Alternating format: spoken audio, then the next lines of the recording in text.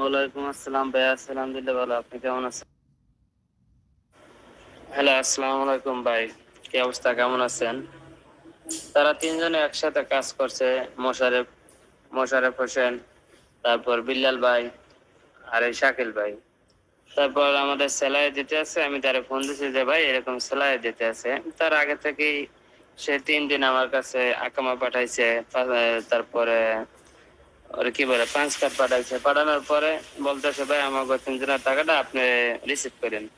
আমার রুমে বসে টাকা দিত, আমার আবার ভাই হয়েছিল। এই সপ্তাহে টাকাটা আমি বলছি দেখে 3 জনের টাকা আমার কাছে দিছে। দেওয়ার পরে 3 জনের নাম্বার দিছে। মানে হ্যাঁ বলছে, আর বলছে যে শাকত ভাই কোথায়, সে বলতেছে সে ডিউটিতে গেছে, আমার কাছে টাকাটা দিতে বলছে।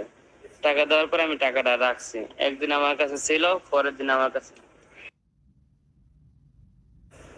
তারপরের দিন আমার কাছে 3 জনে 3টা নাম্বার দিছে। মোশারেফ ভাই নাম্বার দিছে, মোশারেফ ভাইয়ের কাছে টাকাটা পাঠিয়ে দিছি। তারপর আমি ফোন দিছি বিল্লাল ভাই, তা শাকিল ভাইয়ের নাম্বারটা কোথায়, ঠিক আছে? তা শাকিল ভাই কই আছে, বলতেছে তো ডিউটিতে আছে, আমি বাসায় আছি। আমার কাছে এই নাম্বার দিতেছে, এই 2 নাম্বারে একটা হচ্ছে শাকিলের নাম্বার, একটা হচ্ছে আমার নাম্বার। তারপর আমি দোনো নাম্বারে টাকা ছেড়ে দিয়েছি। শাকিল ভাইয়ের টাকা শাকিল ভাইকে ছেড়ে দিয়েছি, বিল্লালের টাকা বিল্লালে ছেড়ে দিয়েছি। কিন্তু তারপর জানতে পারলাম যে টাকাটা আসলে শাকিল ভাই পায় নাই। বিল্লাল ভাই চিটির করে মিথ্যে কথা বইলা তার নামে নিয়ে গেছে। নাম্বার 2টা দিছে, দুটোটাই তার নাম্বার ছিল।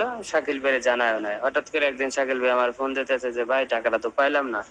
তারপরে আমি বললাম আপনার টাকা তো বিল্লাল ভাই নিয়ে গেছে। এই সে ঘটনা, বুঝতে পারছেন ভাই? হ্যাঁ শাকিল ভাই, আপনাদের কার কয় টাকা আমার ফোনে এখনো নোট করা আছে, ঠিক আছে? আপনার যদি লাগে আমি দিতে পারি স্ক্রিনশট দিয়া।